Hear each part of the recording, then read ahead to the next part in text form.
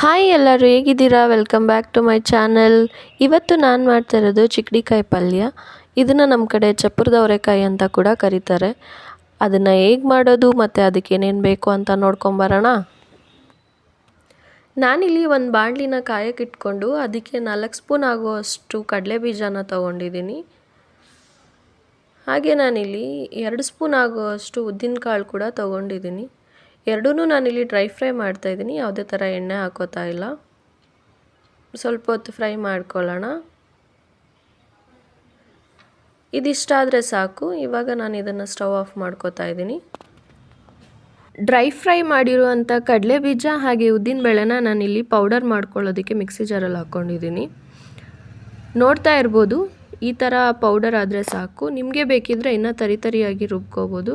ನನಗೆ ಈ ಹದ ಬಂದರೆ ಸಾಕು, ಅದಕ್ಕೋಸ್ಕರ ನಾನಿಲ್ಲಿ ಇಷ್ಟು ರುಬ್ಕೊಂಡಿದ್ದೀನಿ. ಇವಾಗ ನಾನು ಇದನ್ನು ಸೈಡಲ್ಲಿ ಎತ್ತಿಟ್ಕೋತೀನಿ. ನಾನಿಲ್ಲಿ ಒಂದು ಬಾಣಲಿನ ತೊಗೊಂಡಿದ್ದೀನಿ, ಅದಕ್ಕೆ 2 ಸ್ಪೂನ್ ಎಣ್ಣೆ ಹಾಕೋತಾ ಇದ್ದೀನಿ. ಎಣ್ಣೆ ಕಾಯೋ ತನಕ ವೆಯ್ಟ್ ಮಾಡೋಣ. ಎಣ್ಣೆ ಕಾದಿದೆ. ಇವಾಗ ನಾನಿಲ್ಲಿ ಸ್ವಲ್ಪ ಸಾಸಿವೆ ಹಾಗೆ ಸ್ವಲ್ಪ ಜೀರಿಗೆ ಹಾಕೋತಾ ಇದ್ದೀನಿ. ನಾನಿಲ್ಲಿ 1 ಸ್ಪೂನ್ ಆಗುವಷ್ಟು ಕಡಲೆಬೇಳೆನ ತೊಗೊಂಡಿದ್ದೀನಿ. ಸ್ವಲ್ಪ ಹೊತ್ತು ಇದನ್ನು ಹೀಗೆ ಫ್ರೈ ಮಾಡ್ಕೊಳ್ಳೋಣ. ಇವಾಗ ಇದು ಆಗಿದೆ. ಇವಾಗ ನಾನಿಲ್ಲಿ 1 ಈರುಳ್ಳಿನ ತೊಗೊಂಡು ಸಣ್ಣದಾಗಿ ಕಟ್ ಮಾಡಿ ಇಟ್ಕೊಂಡಿದ್ದೀನಿ, ಅದನ್ನು ಕೂಡ ಹಾಕೋತೀನಿ. ಈರುಳ್ಳಿ ಕಲರ್ ಚೇಂಜ್ ಆಗೋ ತನಕ ಫ್ರೈ ಮಾಡ್ಕೊಳ್ಳೋಣ. 3 ಕೆಂಪುಮೆಣಸಿನ್ಕಾಯಿ ತೊಗೊಂಡಿದ್ದೀನಿ, ಹಾಗೆ ಸ್ವಲ್ಪ ಕರಿಬೇವು ಸೊಪ್ಪು ಹಾಕೋತಾ ಇದ್ದೀನಿ. ಎಲ್ಲನೂ ಸ್ವಲ್ಪ ಹೊತ್ತು ಮಿಕ್ಸ್ ಮಾಡ್ಕೊಳ್ಳೋಣ. ಇವಾಗ ನಾನಿಲ್ಲಿ 1 ಸ್ಪೂನ್ ಆಗುವಷ್ಟು ಶುಂಠಿ ಬೆಳ್ಳುಳ್ಳಿ ಪೇಸ್ಟ್ನ ಹಾಕೋತಾ ಇದ್ದೀನಿ. ಹಸಿ ವಾಸನೆ ಹೋಗೋ ತನಕ ಸ್ವಲ್ಪ ಹೊತ್ತು ಫ್ರೈ ಮಾಡ್ಕೊಳ್ಳೋಣ.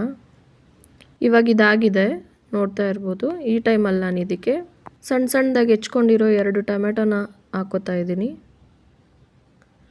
ಟೊಮೆಟೊ ಸಾಫ್ಟ್ ಆಗೋ ತನಕ ಸ್ವಲ್ಪ ಹೊತ್ತು ಫ್ರೈ ಮಾಡ್ಕೊಳ್ಳೋಣ.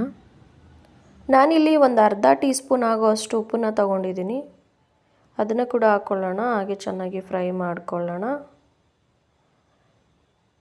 ನೋಡ್ತಾ ಇರ್ಬೋದು ಟೊಮೆಟೊ ಎಷ್ಟು ಫ್ರೈ ಆಗಿದೆ. ನಾನಿಲ್ಲಿ ಒಂದು ಚಿಟ್ಟೆ ಆಗುವಷ್ಟು ಅರಿಶಿನ ಹಾಕೋತಾ ಇದ್ದೀನಿ, ಹಾಗೆ 2 ಸ್ಪೂನ್ ಆಗುವಷ್ಟು ಖಾರನ ಹಾಕೋತೀನಿ. ಈ ಖಾರ ನಮ್ಮ ಮನೆಯಲ್ಲೇ ಮಾಡಿರೋದು. ನಾನು ಈ ಖಾರನ ಬಿಟ್ಟು ಬೇರೆ ಯಾವುದೇ ಥರ ಮಸಾಲೆನ ಯೂಸ್ ಮಾಡಲ್ಲ. ಇದನ್ನು ಕೂಡ ಚೆನ್ನಾಗಿ ಮಿಕ್ಸ್ ಮಾಡ್ಕೊಳ್ಳೋಣ. ಇದು ಇವಾಗ ಆಗಿದೆ, ನೀವು ನೋಡ್ತಾ ಇರ್ಬೋದು. ಮಸಾಲೆ ಎಲ್ಲ ಚೆನ್ನಾಗಿ ಫ್ರೈ ಆಗಿದೆ. ಈ ಟೈಮಲ್ಲಿ ನಾನು ಇದಕ್ಕೆ ಕ್ಲೀನ್ ಮಾಡಿ ಇಟ್ಕೊಂಡಿರುವಂಥ ಚಪ್ಪರದ ಅವರೆಕಾಯಿನ ಹಾಕೋತಾ ಇದ್ದೀನಿ, ಅಂದರೆ ಚಿಕ್ಕಡಿಕಾಯಿನ. ಚೆನ್ನಾಗಿ ಮಿಕ್ಸ್ ಮಾಡ್ಕೊಳ್ಳೋಣ ಮಸಾಲೆ ಜೊತೆ. ಹಾಗೆ ಮಿಕ್ಸ್ ಮಾಡಿಕೊಂಡು ಸ್ವಲ್ಪ ಹೊತ್ತು ಫ್ರೈ ಆಗಕ್ಕೆ ಬಿಡೋಣ. ನೀವು ನೋಡ್ತಾ ಇದ್ದೀರಲ್ವ ಎಷ್ಟು ಕಲರ್ಫುಲ್ಲಾಗಿ ಕಾಣ್ತಾ ಇದೆ ಅಂತ. ಮಸಾಲೆ ಜೊತೆ ಕಾಯಿ ಎಷ್ಟು ಚೆನ್ನಾಗಿ ಮಿಕ್ಸ್ ಆಗಿದೆ ಅಲ್ವಾ. ಹೀಗೆ ಇನ್ನೂ ಸ್ವಲ್ಪ ಹೊತ್ತು ಎಣ್ಣೆಯಲ್ಲಿ ಬೇಯಕ್ಕೆ ಬಿಡೋಣ ಇದನ್ನು. ಈ ಟೈಮಲ್ಲಿ ನಾನು ಇದಕ್ಕೆ ಸ್ವಲ್ಪ ನೀರನ್ನ ಹಾಕೋತಾ ಇದ್ದೀನಿ. ಚೆನ್ನಾಗಿ ಮಿಕ್ಸ್ ಮಾಡ್ಕೊಳ್ಳೋಣ. ಚೆನ್ನಾಗಿ ಮಿಕ್ಸ್ ಮಾಡ್ಕೊಂಡಿದ್ದಾದಮೇಲೆ ನಾನಿಲ್ಲಿ ಕಾಯಿನ ಬೇಯಿಸ್ಕೊಳ್ಳೋದಕ್ಕೆ ಬಿಡ್ತಾಯಿದ್ದೀನಿ. ನೀವು ನೋಡ್ತಾ ಇದ್ದೀರಲ್ವ ಎಷ್ಟು ಚೆನ್ನಾಗಾಗಿದೆ ಅಂತ. ಕಾಯಿ ಕೂಡ ಚೆನ್ನಾಗಿ ಬೆಂದಿದೆ, ಹಾಗೆ ಒಳ್ಳೆ ಘಮ ಕೂಡ ಬರ್ತಾಯಿದೆ. ನೀವು ಕೂಡ ಒಂದು ಸತಿ ಟ್ರೈ ಮಾಡಿ, ಹೇಗಿತ್ತು ಅಂತ ಕಮೆಂಟ್ ಮಾಡಿ. ಇವಾಗ ನಾನಿಲ್ಲಿ ರುಬ್ಬಿಟ್ಕೊಂಡಿದ್ದಂಥ ಕಡಲೆಬೀಜ ಹಾಗೆ ಉದ್ದಿನಬೇಳೆ ಪೌಡ್ರನ್ನ ಮಿಕ್ಸ್ ಮಾಡ್ಕೋತಾ ಇದ್ದೀನಿ. ಇದು ಪಲ್ಯಕ್ಕೆ ಒಳ್ಳೆ ಫ್ಲೇವರು ಹಾಗೆ ಒಳ್ಳೆ ಟೇಸ್ಟ್ ಕೊಡುತ್ತೆ. ಚೆನ್ನಾಗಿ ಮಿಕ್ಸ್ ಮಾಡ್ಕೊಳ್ಳೋಣ.